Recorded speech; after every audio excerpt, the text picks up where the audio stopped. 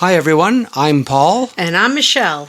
And you're in The Spooky Coop. Welcome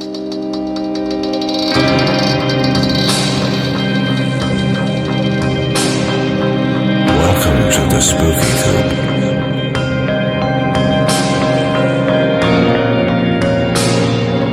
Hope you're not chicken. So, we're going to start the coop today with Paul and his story. So what you got for us today, Paul? Well, first of all, before I begin my story, I want to send a warning out to the world, to anybody who lives in an area that is infested with ticks.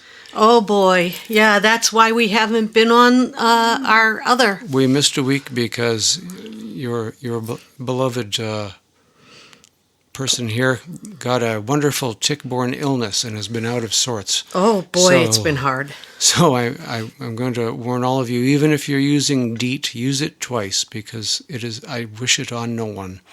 So that's you've been so sick, Paul. Our health warning for the week. And that leads me into... It wasn't Lyme either. It was something different. Some other evil disease. It began with B. It really makes you think that the earth hates you. Oh, God. He was so sick. High fever. It was awful. Even the doctor had to work to find out what it was. And that sort of makes a segue into my story because it involves something that happened in the wilderness. Uh-huh. Right? As a matter of fact, mine did too. Ah. Yep, my first story does too. Yeah. Well, my story is about Mike and Steve. Mike asked me to use a pseudonym for him because his story, when he first came out with it, he told all of his friends, and then he went on to a local cable news access show about the paranormal and talked about his story. Oh, I missed this. I didn't hear this one. That was the one you watched when I wasn't home. And this was many years ago that he did this. And he said that after that he stopped talking about it because all it did was cause trouble for him by coming out into the open about it, which is very typical of people who've reported UFO sightings. And this one was a real doozy. Wow. He and his friend, they had plans. They both were draftsmen. They worked together, and they liked to go canoeing. Uh-huh. And they loved to go and out into the wilderness and do overnight canoeing camping trips. And it was way back in the late 80s that these two fellows they made plans to go up and canoe into Algonquin Park in Ontario, Canada. It's beautiful up there. Algonquin Park is a beautiful, beautiful place. It is one of the most... I have spent some time there myself, as you know, when I was a younger man. Mm-hmm. Yeah, beautiful rolling countryside. They have rattlesnakes, I heard. Thank goodness I never saw one while I was there. Beautiful forest, just blankets the whole park. It's a massive park. It's 60 miles from west to east, and a lot of it is only accessible by canoe, and you have to make reservations to get in. So you're guaranteed some pretty peaceful, wonderful wilderness experience. So they had planned this trip for quite some time, and they were very excited to get out. And they went to a place called Rock Lake. Rock Lake is on the east side of Algonquin Park, and it's just south of Route 60 and south of Lake Opeongo, which is probably the largest lake in the whole park. And they went down, he said, down to the south end of Rock Lake to a point. There was two islands just off to the southwest of them, and he said they had a really nice view of the whole lake. Well, they got settled in. It took them all day to get down. It's a very big lake. And they got settled in, set up camping, and we're having a really good time. They did some fishing, and the evening came on. They had their campfire set up, and they were sitting around, just shooting the you-know-what, having a great camping weekend. Then he said about 10:30, something remarkable happened.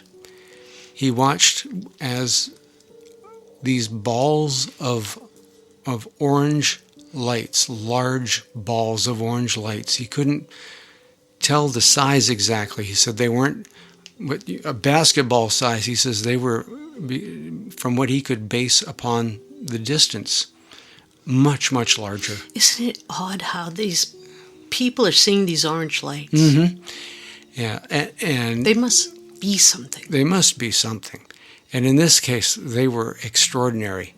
He said that they came in from north to south and circled the entire lake.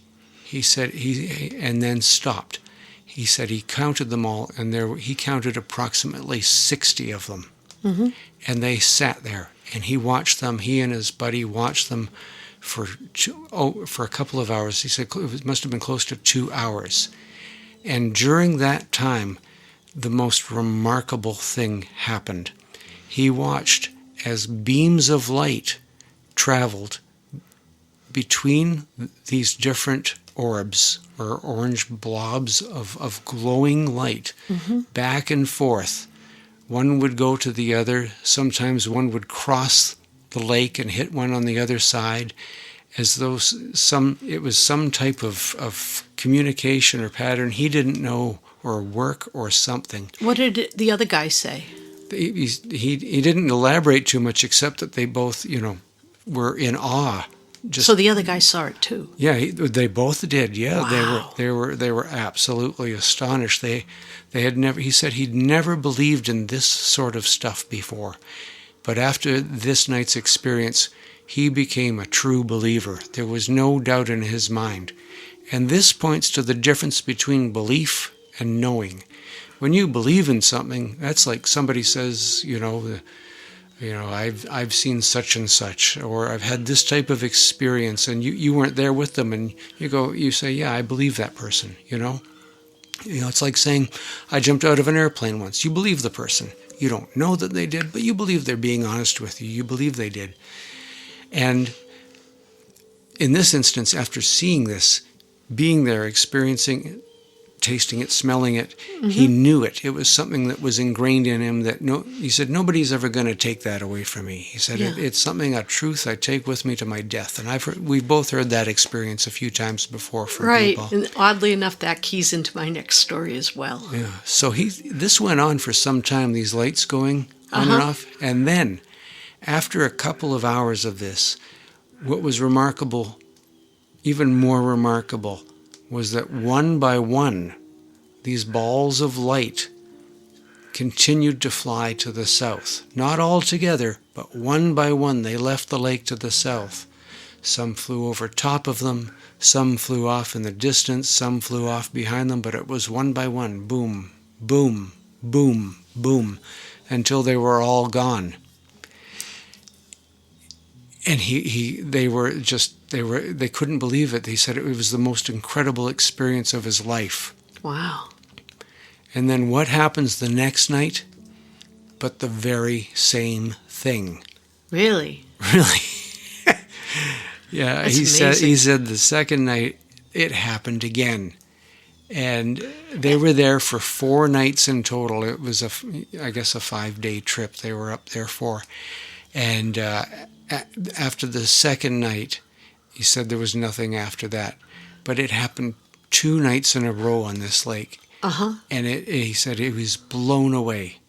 And he said that the feeling when they were there, these balls of light, he said it was like they emitted this odd presence almost. He felt this sense of joy inside, and this sort of like his whole body felt lighter.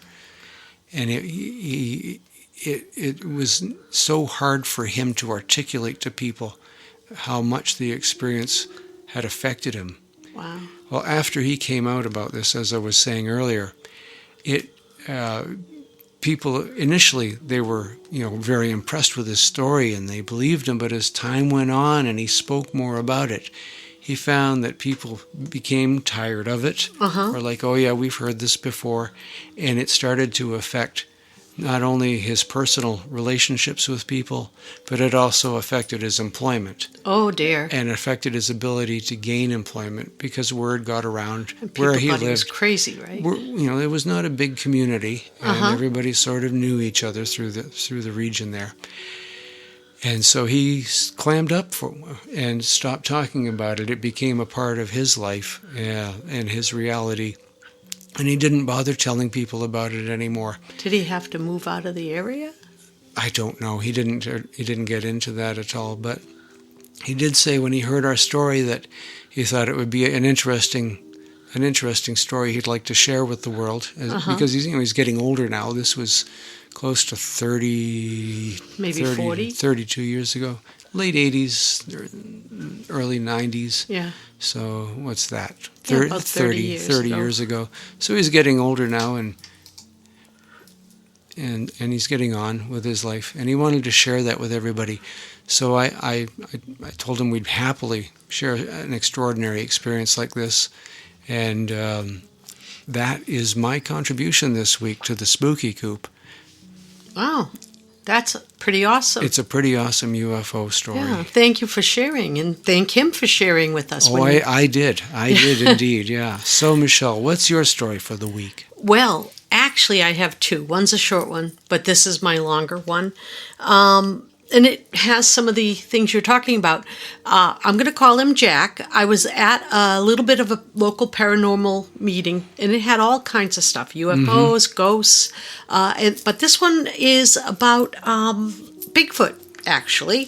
Bigfoot. Yeah, Bigfoot, Hairy who I'd guys. really like to meet. Yeah. And if only because I figured, well... The guys who have a hard time buying shoes. Yeah.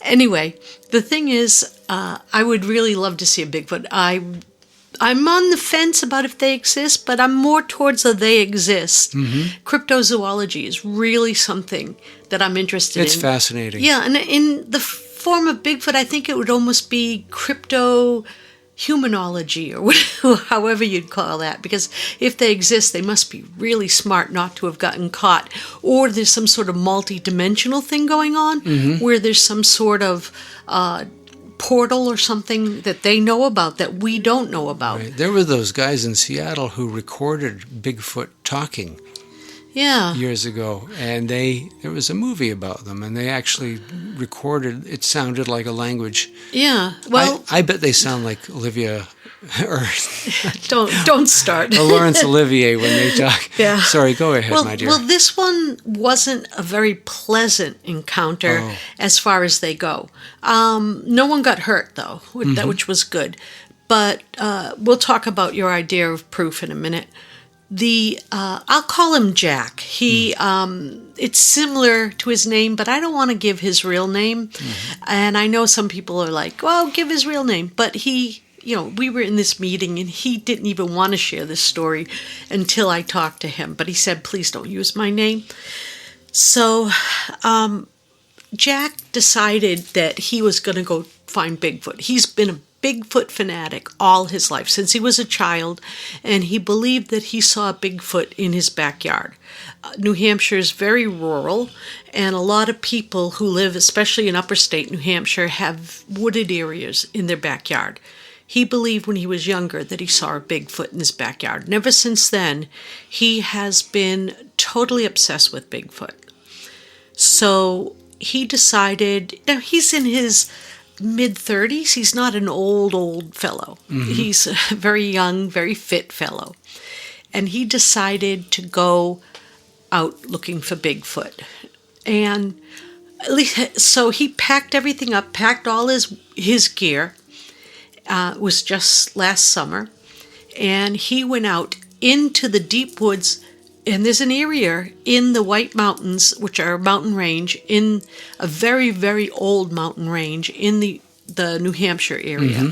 And there are parts of this range in between the mountains that they say no one's ever explored because it's so hard to get to, and it's like between mountains, and there's canyons and water, and it's very, very hard to get to. And he decided he was going to try, because he figured it's probably where you're going to find a Bigfoot. So he went and he walked into this area, and he said it was extremely difficult. When he got deep into the area, took him a few days, and he got deep into the area, and he set up his tent, and he was planning to go further in, but he set up his tent one night, and that night he was sleeping, got himself all done, ate his dinner, whatever he did. He was talking about how he got into his tent to sleep.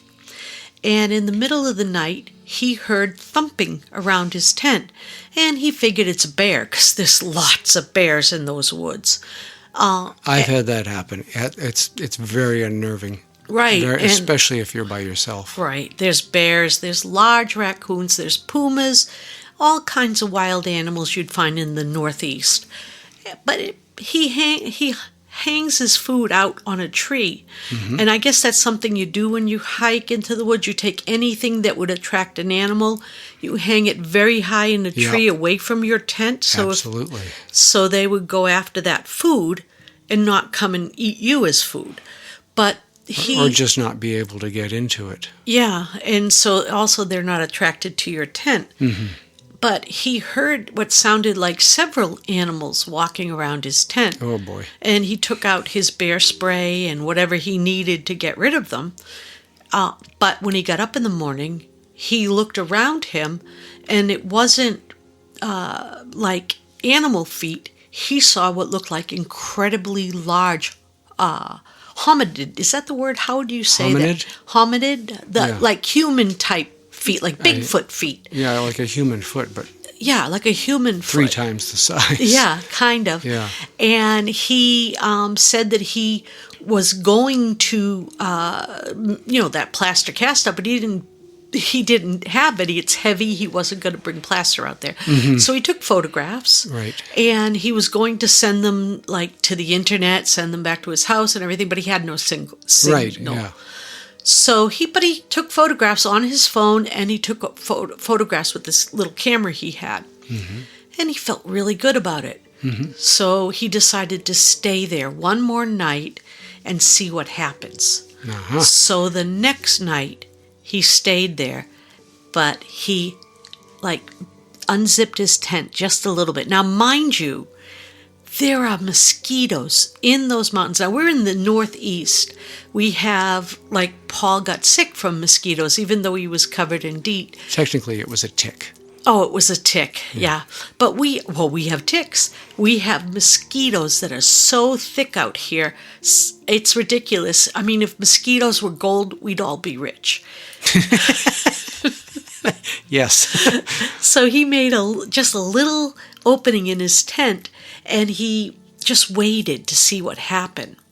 And he swears on his mother and his sister's head that he saw what looked like shaggy animals coming out of the woods. Wow. And he said they were shaggy, and there was a strange sort of musky smell to them.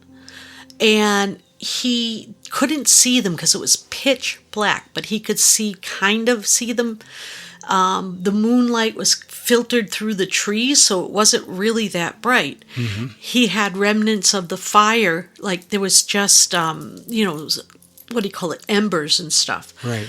And then they came closer, and he could see that they were Bigfoots. There was 3 big ones and 2 smaller ones, not baby ones. He thought 3 adults and 2 sort of teenage ones or younger ones. If he was to compare them, yeah.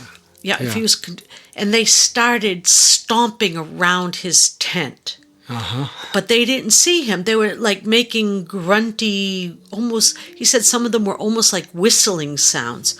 And they were stomping towards his tent.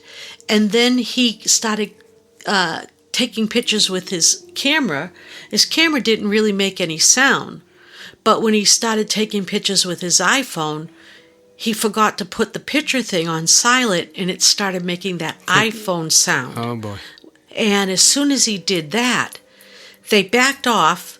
they realized he was in there, and they started kicking and stomping at the tent he was in. Oh, wow.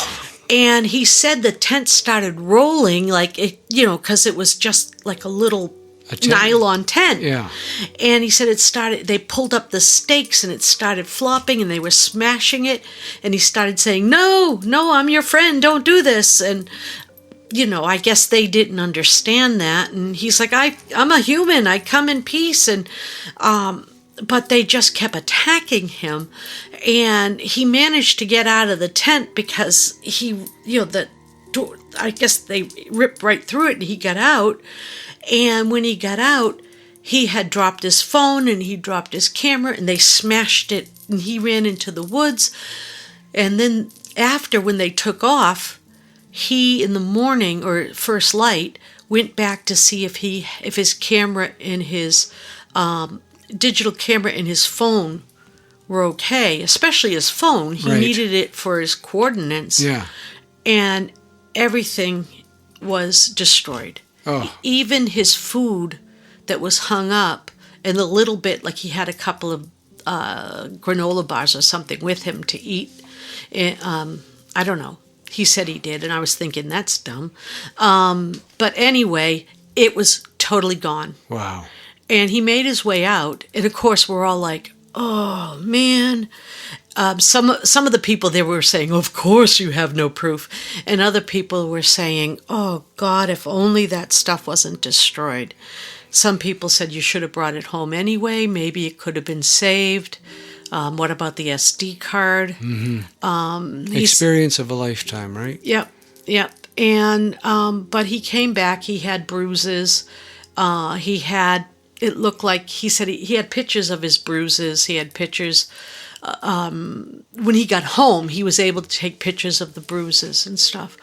But and he said he was very shook up. He played a film of that he took on his computer of talking about it when he got back to his house and he looked really shook up. So that was that's fascinating. Yeah, that's what he said at the meeting. Absolutely fascinating. There are some more stories from the meeting. I'm going to save them for other. Right. It's one of those stories that you really had to be there to experience to know. Right. I mean, he looked is so really typical with these things. Right. He looked so traumatized. Mm-hmm. I'm inclined to really believe it because as he told the story, he did quake. His hands fisted up. He really, really looked traumatized. Mm-hmm. And something clearly happened to him. Yeah. We all asked him if he went back there to look for to go back and see if the SD card was okay, because he never thought of that. Mm-hmm. And he said it was a couple of day walk in, and of course winter had come after that, and no luck after something like that. Yeah, you would really need an angel to guide you to it. After a winter of that. Yeah, and this was this meeting was just last week, so a couple of people said I'll go with you to go back. So who knows? Right. We'll find out if they ever do, and see what happens. I'll let you guys know. And the second story I have goes way back to 1732. Oh, an old historics. I love these. Yeah, this one goes back to 1732 in what is now York, Maine, right off of York Beach, Maine, in the city of York, Maine, which at that point was York Village, Maine. Mm-hmm. And it was much, much smaller then. And there was a reverend there called Reverend Samuel Moody, and he was very famous in the area. And I think that if you looked him up, you probably find him, like in genealogy. There might even be people in this area who are related to him. Very, very famous. He had a son, and I believe the son was named John Joseph Moody. Now, John Joseph Moody was an interesting fellow. He went to Harvard. He got a degree in theology, and he decided to walk in his father's footsteps. And he was going to be the new minister when his father passed away. Mm-hmm. And people passed away young in those days. So eventually, after he got back from Harvard and he started a family, his father died. So he took over the church. And then he was very popular. At that point, they would write their sermons. They would even buy sermons that other ministers wrote, and they would copy them, and other ministers would buy them, almost like TV scripts, and they would tell them with fire and brimstone, and it was so powerful. People were amazed by them.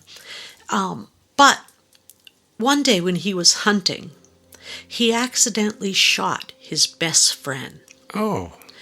And instead of telling people that he shot his best friend, he ran away and he hid the fact and made it seem like some poacher in the woods shot his best friend. He actually told everyone that he saw a poacher shoot his best friend, and he said that the poacher became a robber and stole all his best friend's things. Any gold that the best friend had, the money and everything. Right. So he stole it off his best friend and took like his rings and his everything he had, and then he buried them in the woods. Some people say in his house or under the church, but he buried them so that no one would find them and think that the poacher took them. Right. And then he started to feel guilty. So he had a premonition. He had a premonition that his best friend was haunting him. And he couldn't face it. He couldn't face his congregation knowing that he committed murder. Even though it was an accident, he felt like he had committed murder.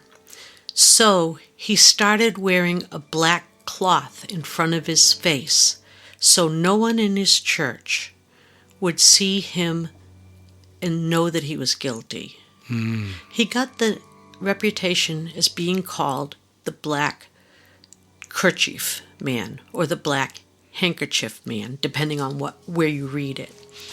English back then was very different from now, too. Yeah, and this was the Massachusetts Bay Colony. They hadn't even had a revolution yet, and, they were still 1776 away from the revolution. Yeah, this is 1732, you said? So they were like... Yeah, this was... he became a minister about 1732. Oh, okay. He was born in 1700. Right. So he would walk around with this black kerchief. And all of a sudden, he started losing the church because people didn't want to go to Sunday service, especially on holidays like Easter and Christmas and the Ascension of Mary and all these. I mean, not the Ascension of Mary. Well, never mind. When Mary was gifted with baby Jesus and all this stuff, they didn't want to do that with a man covered in black, right, or with his face covered in black. It would be a bit creepy, yeah. Yeah, it was creepy, and it was kind of a downer. So he started losing his congregation. They only went to his church when it was, things that were dark, or when he was good at giving a dark and mysterious, you're going to go to Hades. Fire and brimstone. Yeah, fire and brimstone. And when he saw he was losing his congregation, it really bothered him, and he didn't want to tell anybody why. So years went by, and then he ended up on his deathbed. And people said to him, why? Why won't you take this kerchief off? You're dying. You won't take this handkerchief or whatever. Right. You won't even take it off. And he finally confessed that every time he took it off, the ghost of his friend that he shot would come and put his face directly in front of him and tell him, you must tell the truth to your congregation that you murdered me.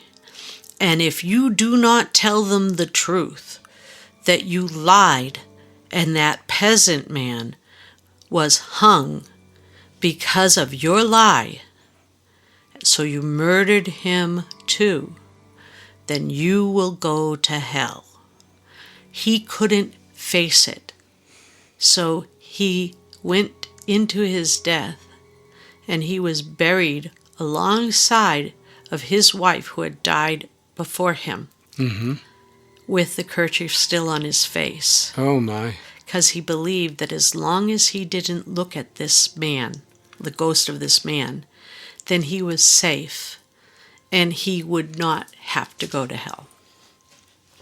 What a sad, sad life. Yeah, That's but terrible. he wore this kerchief so that he would not see the ghost of the man who was convicted in his stay and the man who he killed, his best friend who he killed. By accident. By accident. Ugh. And they say that his ghost still haunts the cemetery in York, Maine. Mm-hmm. So if you ever get to York, Maine, drop in at the cemetery and look for the stone of John Joseph Moody, because they say all you have to do is walk past that stone and then put a black kerchief in front of your face or a black handkerchief in front of your face, and he will come out of the grave. And he will and he will come out of his grave. Yeah. And either you'll feel it being pulled off your face, or you will see, or if you take it off right in front of his grave, you will see his face in front of yours. Oh, my. We have to try that. we We have haven't to try tried that yet, but we have On to go the bucket try that. list. On the bucket list. So if any of you guys out there do try it, let us know. Let us know. Put it down. Let us know. And if you have any stories you want to share with us, please do share it at spookycoop at proton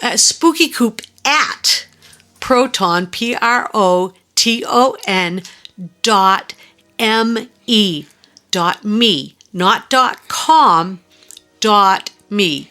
Spookycoop at proton.me. M-E. Okay. We hope you enjoyed the show, and we'd love to hear from you. And thank you, everybody, for joining us. That's it's right. An absolute pleasure for the feedback. The feedback that we get from all of you. We're grateful. And we love you guys. Have a wonderful week. Yep. And we'll see you again next time On the Spooky Coop.